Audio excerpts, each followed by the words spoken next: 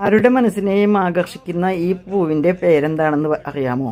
ഇതാണ് ശിംശിബ വൃക്ഷം. ഇത് പ്രശസ്ത എഴുത്തുകാരി സജന ഷാജഹാൻ്റെ വീട്ടിലെ വൃക്ഷമാണ് കേട്ടോ. അവരുടെ വീട്ടിൽ നിന്നാണ് എനിക്ക് ഈ പൂവ് ആദ്യമായി കാണാനുള്ള ഭാഗ്യം ഉണ്ടായത്. പക്ഷേ അതാർക്കും ഈ പൂവിൻ്റെ പേരെന്താണെന്ന് അറിയില്ല. സജന തന്നെയാണ് എനിക്ക് ഈ പേര് പറഞ്ഞു തന്നത്.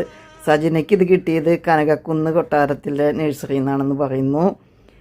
എന്ത് മനോഹരമായ പുഷ്പമാണെന്ന് അറിയോ? കൊതിയാവും കണ്ടു കഴിഞ്ഞാൽ. പക്ഷെ അത് ഉണ്ടായി കഴിഞ്ഞു കഴിഞ്ഞാൽ വേഗം തന്നെ കൊഴിഞ്ഞു പോവും.